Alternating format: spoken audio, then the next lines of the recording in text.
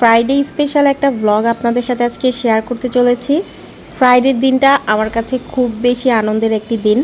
এই দিনে আমার সবসময় আমার পছন্দের খাবারগুলো রান্না করতে বেশি ভালো লাগে। আজকে হচ্ছে বিরিয়ানি রান্না করব গরুর মাংস দিয়ে। এখানে গরুর মাংস আমি 1 কেজি পরিমাণে নিয়েছি। পোলার চালও আমি 1 কেজি পরিমাণে নিয়েছি, সাথে টক দই বানিয়েছি বাসায়। বিরিয়ানির সাথে আমি একটু আলু দিতে পছন্দ করি, এই কারণে আমি এখানে আলু ছুলে নিচ্ছি। আলুটা একেবারেই অপশনাল, অনেকেই পছন্দ করে অনেকেই করে না, তবে আমার বিরিয়ানির মধ্যে আলু দিলে খুব বেশি ভালো লাগে। বিরিয়ানির মাংসটা প্রথমে আমি রান্না করে নিব। এখানে আমি পেঁয়াজ দিয়ে নিচ্ছি। পেঁয়াজগুলো ভালো মতো ভাজা হয়ে গেলে বাকি মশলাগুলো দিয়ে নিব। আজকের বিরিয়ানিটা আমি বিরিয়ানি মশলা দিয়ে রান্না করছি, একদম সহজ উপায়ে। সাথে আমি একটু দারচিনি, এলাচ, তেজপাতা এগুলো আলাদাভাবে দিয়ে নিচ্ছি, যদিও এগুলো বিরিয়ানি মশলার মধ্যে দেয়া। এক্সট্রা ভাবে আমি আদা রসুন বাটা এবং জিরা বাটা এখানে দিয়ে নিচ্ছি।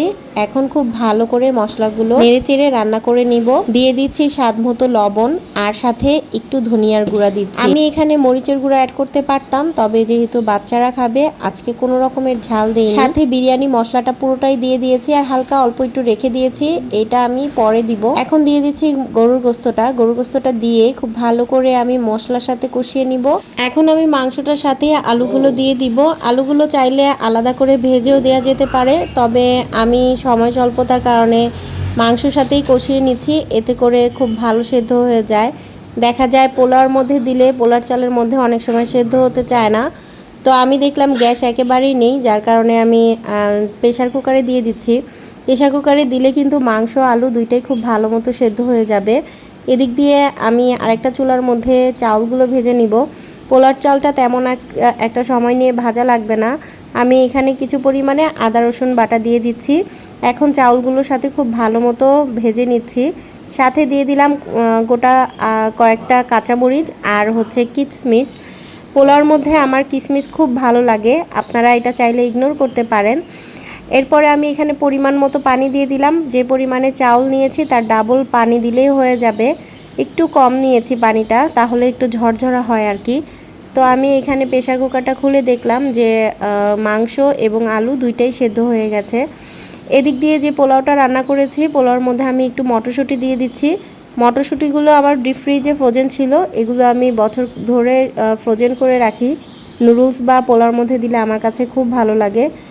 তারপরে হচ্ছে সেই রান্না করা মাংসটা আমি এখন পোলাওর মধ্যে দিয়ে দিলাম। এখন নেড়েচেড়ে একটু অ্যাড করে নিচ্ছি। এরপরে একটু দমে দিয়ে রেখে দিলেই কিন্তু হয়ে যাবে বিরিয়ানি।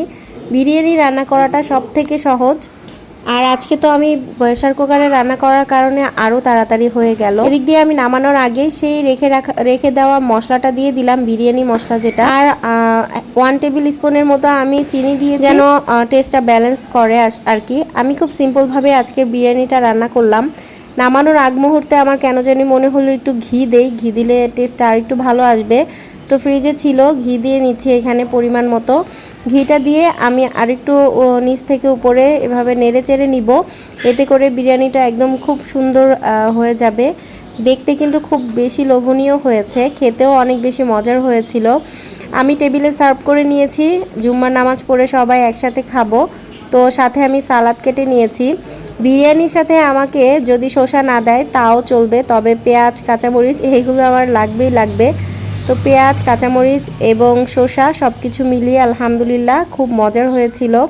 দুপুরবেলার খাবারটা আজকে খুব মজা করে খেয়েছি। তো খাবার খেতে খেতে আজকের ভিডিও থেকে বিদায় নিচ্ছি। আল্লাহ হাফেজ সবাইকে।